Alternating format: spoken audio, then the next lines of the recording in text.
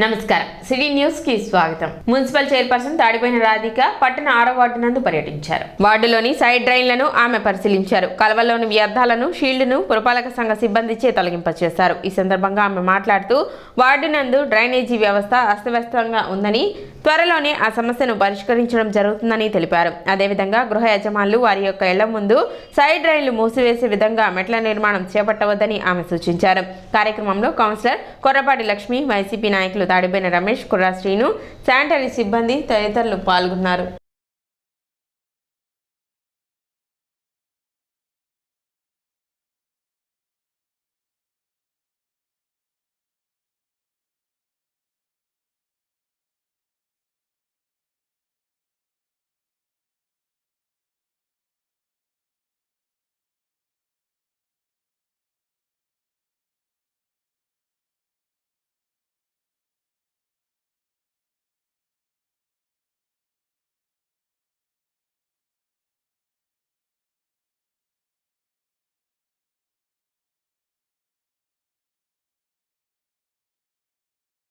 ఆరో వార్డుకి వస్తుంది జరిగింది. ఇది రెండో రోజు పర్యటిస్తుంది జరుగుతుంది ఇక్కడ.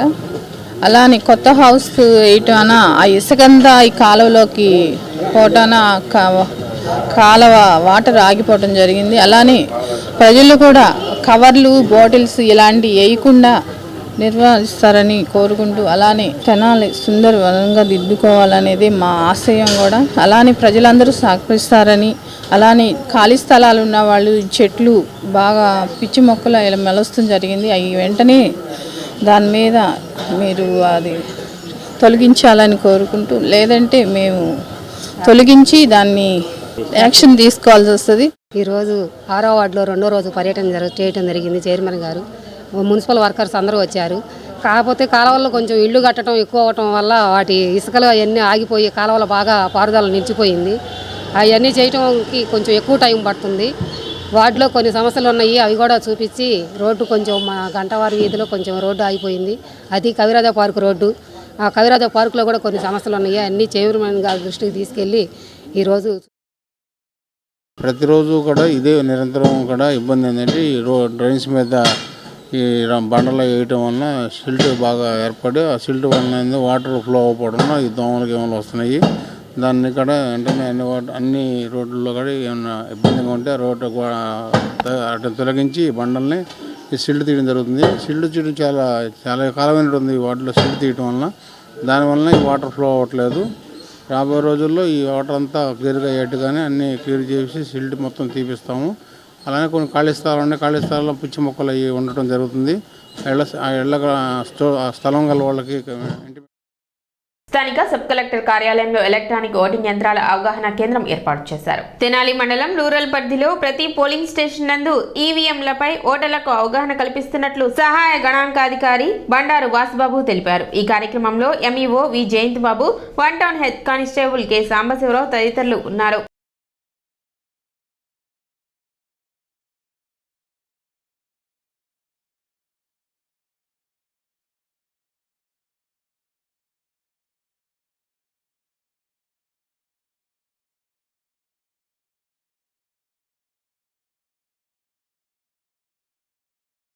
ఈవీఎంస్ డెమాన్స్ట్రేషను అంటే ఇక్కడ సబ్ కలెక్టర్ ఆఫీస్కి వచ్చే ప్రతి పౌరుడికి ఈవీఎంస్ మీద అవగాహన అండి. అలా ఎలా ఓటు అతను నమోదు చేసుకోవాలి అనేది అవగాహన యంత్రాలు, ఎలక్ట్రానిక్ ఓటింగ్ మెషిన్స్ ఇక్కడ అరేంజ్ చేశారు.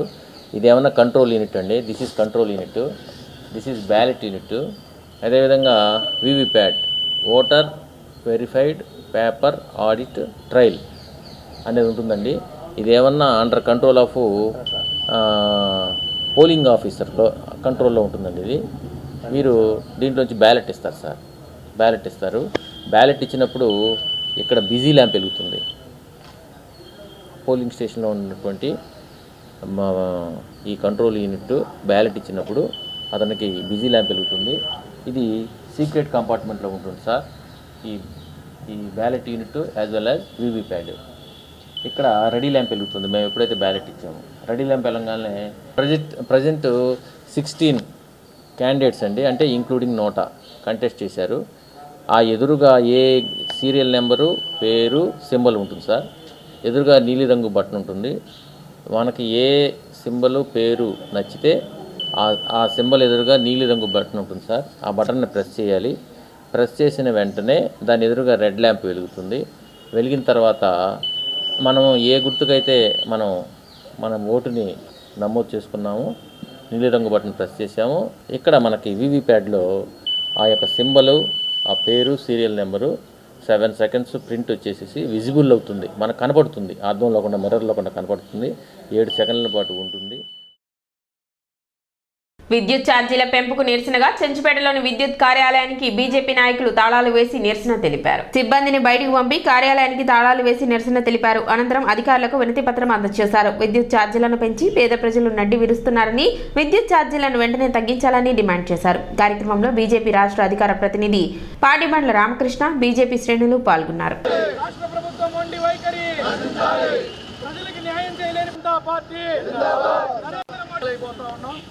దయచేసి పెంచిన విద్యుత్ ఛార్జీలు రాష్ట్ర ప్రభుత్వం మొండి వైఖరి, రాష్ట్ర ప్రభుత్వం మొండి వైఖరి, ప్రజలకు న్యాయం చేయలేని పాలకులు అవసరమా? ఈ పరిపాలన వల్ల అనవసరంగా విద్యుత్ ఛార్జీలు 8 అందరూ కూడా బయటికి రావాల్సిందిగా కోరుతా ఉన్నాం.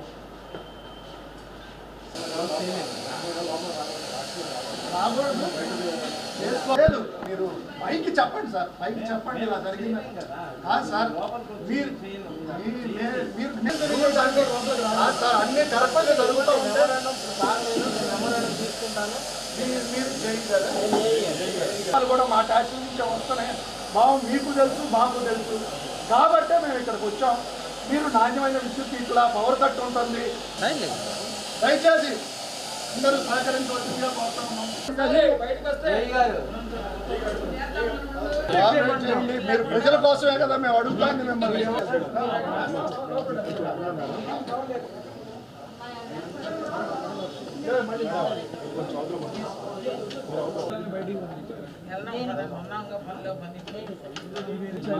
దానికి కూడా స్వచ్ఛందంగా మీరు చేశారు కాబట్టి దానికి కూడా ప్రయత్నం.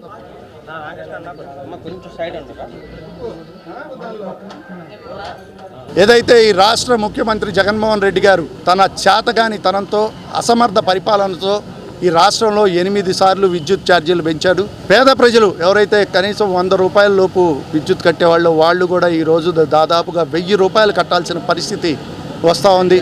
విద్యుత్ అనేది ఒక విలాసవంతమైన వస్తువుని చేసేసాడు ఈ రాష్ట్రంలో. ఇది కేవలం తన చేతగానితనం, అసమర్థ పరిపాలన వల్ల. కానీ దానికి ప్రజలు మూల్యం చెల్లించుకోవాల్సి వస్తుంది. దీన్ని నిరసిస్తూ మా రాష్ట్ర అధ్యక్షురాలు పురంధేశ్వరి గారి పిలుపు మేరకు ఈరోజు తెనాలి సబ్స్టేషన్ దగ్గర ఈ కార్యాలయాన్ని ముట్టడించడం జరిగింది. అదేవిధంగా ప్రజలకు నాణ్యమైన విద్యుత్తు ఇవ్వలేనప్పుడు ఈ ఆఫీసు మనకు అవసరమా అని ఈ ఆఫీసుకు కూడా ఇక్కడ తాళం వేయటం జరిగింది.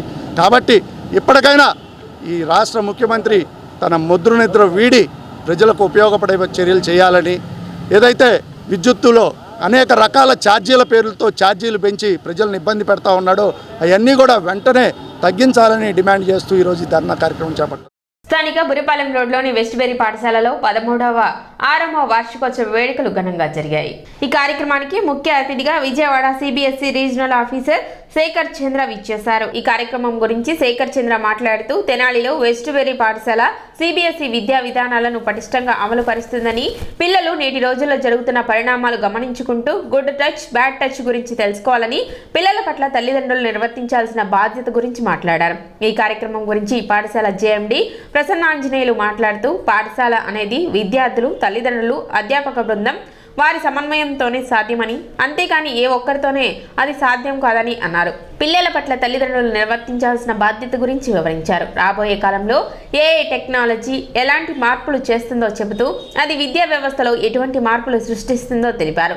ఈ కార్యక్రమంలో పిల్లలు వివిధ రాష్ట్రాలకు సంబంధించిన పండుగల ప్రాముఖ్యతను తెలియజేసే సాంప్రదాయ దుస్తులు ధరించి ఆ నృత్యాలతో అలరించారు. ఈ కార్యక్రమంలో పిల్లలు హాలోవీన్ ఇంకా ఆధునిక నృత్యాలతో ఆహుతులను అలరించారు. వెస్ట్బెరీ ప్రధానోపాధ్యాయులు టీవీ సుబ్రహ్మణ్యం పాఠశాల యాన్యువల్ రిపోర్ట్ను, పాఠశాలలో చేపడుతున్న కార్యక్రమాలను వివరించారు. ఈ కార్యక్రమానికి తల్లిదండ్రులు, విద్యార్థులు, ఉపాధ్యాయ బృందం, అడ్మిన్ బృందం పాల్గొన్నారు.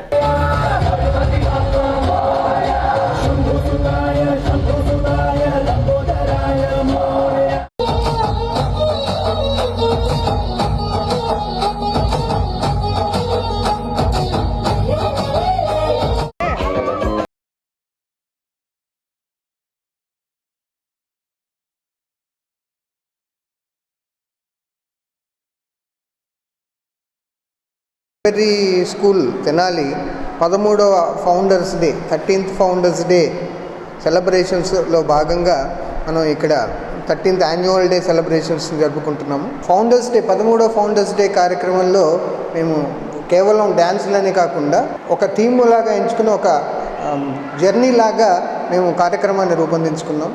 కొంతమంది ఏలియన్స్ మన ఇండియాకి వచ్చి ఇక్కడ జరుగుతున్న ఫెస్టివల్స్ అంటే aroma the fragrance of festivals అనే భాగంగా వాళ్ళు రకరకాల దేశాలకి రకరకాల స్టేట్స్కి వెళ్ళి అక్కడ జరిగే ఆ ఫెస్టివల్స్ని వాళ్ళు ఎంజాయ్ చేసేట్టుగా మేము ఈ కార్యక్రమాన్ని రూపొందించడం జరిగింది. దేశానికి దిక్సూచిగా రాష్ట్రంలో డిజిటల్ విద్యా విధానాన్ని జగన్మోహన్ రెడ్డి తీర్చిదిద్దారని ఎమ్మెల్యే అన్నాబతిని శివకుమార్ పేర్కొన్నారు. రాష్ట్ర వ్యాప్తంగా ప్రభుత్వ పాఠశాలల్లోని 8వ తరగతి చదువుతున్న విద్యార్థులకు అందించే ఉచిత ట్యాబ్ పంపిణీ కార్యక్రమాన్ని గురువారం పట్టణ చెంచుపేటలోని కేఎస్ఎం పాఠశాలలో నిర్వహించారు. ఈ కార్యక్రమానికి ఎమ్మెల్యే అన్నాబతిని శివకుమార్ ముఖ్య అతిథిగా పాల్గొని విద్యార్థులకు ట్యాబ్లను అందజేశారు. ఈ సందర్భంగా ఏర్పాటు చేసిన సభకు మండల విద్యాశాఖ అధికారి ఎం లక్ష్మీనారాయణ అధ్యక్షత వహించారు. ఎమ్మెల్యే అన్నాబతిని శివకుమార్ మాట్లాడుతూ రాష్ట్రంలోని ప్రభుత్వ పాఠశాలలో డిజిటల్ విప్లవానికి సీఎం జగన్ శ్రీకారం చుట్టారని, పేద విద్యార్థులను గ్లోబల్ సిటిజన్లుగా తీర్చిదిద్దేలా డిజిటల్ విధానంలో పాఠ్యాంశాలు మరింత సులభంగా అర్థమయ్యేలా ప్రభుత్వ ఎయిడెడ్ పాఠశాలలో 8వ తరగతి విద్యార్థులకు ట్యాబ్లను పంపిణీ చేస్తున్నట్లు తెలిపారు. 17,500కు పైగా మార్కెట్ విలువ గల ట్యాబ్, దాదాపు 15,500 విలువ గల కంటెంట్తో కలిపి ప్రతి 8వ తరగతి విద్యార్థికి అందిస్తున్నట్లు తెలిపారు. రాష్ట్ర వ్యాప్తంగా 10 రోజుల పాటు ఈ బైజూస్ కంటెంట్ ట్యాబ్లు పంపిణీ చేస్తున్నట్లు వెల్లడించారు. పేద విద్యార్థుల బంగారు భవిష్యత్తుకు బాటలు వేస్తూ ముఖ్యమంత్రి జగన్మోహన్ రెడ్డి కానుక వీటిని అందిస్తున్నట్లు ఎమ్మెల్యే అన్నాబతిని శివకుమార్ వెల్లడించారు. ఈ రాష్ట్ర ముఖ్యమంత్రి జగన్మోహన్ రెడ్డి గారు కార్పొరేట్ స్కూల్లో స్టూడెంట్స్కి ఏ రకంగా అయితే ఇన్ఫ్రాస్ట్రక్చర్ కానీ, క్వాలిటీ కానీ, ఫెసిలిటీస్ కానీ, అలాగే టెక్స్ట్ బుక్స్ కానీ, ఆ బుక్స్లో కంటెంట్ కానీ, అలాగే డిజిటల్ ఎడ్యుకేషన్ కానీ, ఏదైతే మారుతున్న పరిస్థితులు ఉందో అవి మొత్తాన్ని ఈరోజు ప్రభుత్వ పాఠశాలలో చదివే పేదవాడు మధ్యతరగతి పిల్లలకు అందుబాటులో తీసుకొచ్చిన ఏకైక రాష్ట్రం, ఏకైక ముఖ్యమంత్రి జగన్మోహన్ రెడ్డి గారు. ప్రభుత్వ పాఠశాలలో చదువుకునే పిల్లలకి యొక్క ఇన్ఫ్రాస్ట్రక్చర్ని, తలరాతని మార్చిన వ్యక్తి జగన్మోహన్ రెడ్డి గారు. చేసి చూపించారు. యూనిఫామ్ దగ్గర నుంచి ప్రభుత్వం కేర్ తీసుకుంది. ఈరోజు చూడండి, ప్రభుత్వ పాఠశాలలో పిల్లలు ఎంత డిసిప్లిన్గా ఒక మంచి యూనిఫామ్, ఒక మంచి సిస్టమ్, ఒక మంచి ఇన్ఫ్రాస్ట్రక్చర్ కూర్చొని, కార్పొరేట్ స్కూల్లో కూడా ఇంత పెద్ద ప్లే గ్రౌండ్ ఉండదు, ఇంత బిల్డింగులు ఉండవు, ఈ రకంగా డిసిప్లిన్ ఉండదు. ఈరోజు ప్రభుత్వ పాఠశాలలో మన కళ్ళ ముందు కనపడతా ఉంది. మీరు రోజు స్కూల్కి యూనిఫామ్ వేసుకొస్తున్నారు, షూ వేసుకొస్తున్నారు. ఈ ఫౌండేషన్ ప్రభుత్వ పాఠశాలలో చదివే పేదవాడి పిల్లలు, మధ్యతరగతి వాడి పిల్లలకు కూడా పడితే ఊరకనే పేపర్ల మీద ఖర్చు పెడతాం కాదు, ఊరనే టీవీల ముందు, మైకుల ముందు మాట్లాడతాం కాదు, చేసి చూపించాం. ప్రపంచవ్యాప్తంగా డిజిటల్ ఎడ్యుకేషన్ బాగా ప్రాచుర్యం పొందుతూ ఉందో, ఆ డిజిటల్ ఎడ్యుకేషన్ కూడా మన రాష్ట్రంలో ప్రభుత్వ పాఠశాలలో చదివే ఆ పేదవాడు మధ్యతరగతి పిల్లవాడికి తీసుకురావాలన్న ఉద్దేశంతోనే ఈ రాష్ట్ర ముఖ్యమంత్రి జగన్మోహన్ రెడ్డి గారు మీకు మామయ్యగా ఈరోజు ట్యాబ్స్ని 8వ తరగతి పిల్లలకి ఈ ట్యాబ్స్ని పంచే ఒక గొప్ప దీన్ని గత సంవత్సరం నుంచి తీసుకొచ్చాం. ఈరోజు మళ్ళీ దీన్ని సపోజ్ ఇది కింద పడినా కూడా పగలకుండా, ఎందుకంటే చిన్నపిల్లలు కాబట్టి ఎక్కడో చోట చేతిలో ఉండి జారుతూ ఉంటే ఆ రకంగా కూడా దీన్ని రూపొందించి ఈరోజు ముఖ్యమంత్రి గారి పుట్టినరోజు సందర్భంగా ఈ రాష్ట్రంలోని ప్రభుత్వ పాఠశాలలో చదివే 8వ తరగతి పిల్లలందరికీ ఈ ట్యాబ్స్ని ఈరోజు ఇస్తా ఉన్నాం. కార్యక్రమంలో చైర్పర్సన్ తాడిపోయిన రాధిక, ఎంఈఓ2 జయంతి బాబు, 31వ ward councillor Gogireddy, Manasareddy, Katari Harish, Burela Durga, GMR, Tenali వ్యవసాయ market yard directors R Jyothsna, Ravi Prashanthi, Adilakshmi, HMK Rajareddy, ఉపాధ్యాయులు 8వ తరగతి విద్యార్థులు పాల్గొన్నారు. మన మండలంలో 1500 ట్యాబ్స్ ఇవ్వడం జరిగింది. అదేవిధంగా ఈ సంవత్సరం కూడా 1420 ట్యాబ్స్ని ఈరోజు మన తెనాలి మండలంలో రూరల్ అర్బన్ అందరి పిల్లలకు కూడా ట్యాబ్స్ ఇవ్వడం అనేది జరుగుతుంది. ఇప్పటికే 9వ తరగతి పిల్లల దగ్గర ట్యాబ్స్ ఉన్నవి. ఆ ట్యాబ్స్ని కూడా ఉపయోగించుకుంటాం. అంటే ప్రభుత్వ పాఠశాలలో డిజిటల్ విధానాన్ని ప్రవేశపెట్టి ప్యానల్ బోర్డ్స్ ద్వారా అదేవిధంగా ట్యాబ్స్ ద్వారా విద్యా బోధన అనేది చేయడం జరుగుతుంది. నాడు నేడు ద్వారా మంచి భవనాన్ని నిర్మించి క్లాస్ రూమ్స్ను కూడా ఏర్పాటు చేయడం జరిగింది. అయితే ఈరోజు మన పిల్లలందరూ కూడా గమనించవలసిన అంశం ఏంటంటే ఇచ్చినటువంటి ట్యాబ్స్ని బైజూస్ కంటెంట్ కలిగినటువంటి ట్యాబ్స్ మొత్తాన్ని కూడా దాన్ని మనం ఎలా ఉపయోగించుకోవాలో దాని డైవర్షన్స్ ఏం లేకుండా సెక్యూరిటీస్ కూడా మనకి ప్రొవైడ్ చేయడం జరిగింది. సో అది కేవలం ఇప్పుడు మీ మీద ఆధారపడి ఉంటుంది. దాన్ని మీరు ఎట్లా ఉపయోగించుకొని మీరు మీ లైఫ్లో మీరు ఎలా టర్న్ చేసుకుంటారని నేను ఇంకా డెఫినెట్గా ఇక్కడ ఎక్స్పెక్ట్ చేస్తున్నాను. మీలో డెఫినెట్గా ఒక ఐఏఎస్, ఒక ఐపీఎస్, అలానే ఒక డాక్టర్, ఒక ఇంజనీర్, ప్రతి ఒక్కరు ఇక్కడ మంచి ఉన్నత స్థాయిలో 10 years తర్వాత చూస్తే డెఫినెట్గా మళ్ళీ ఈ స్కూల్లోకి వచ్చి ఈ స్టేజ్ పైన డెఫినెట్గా మీరే ప్రజెంటేషన్ చేస్తారు. ఇంత ఖచ్చితంగా నేను ఎలా చెప్తున్నానంటే మన జగన్ గారి సంకల్పం అంత గొప్ప. సిడి న్యూస్ ఇంతటితో సమాప్తం. నమస్కారం.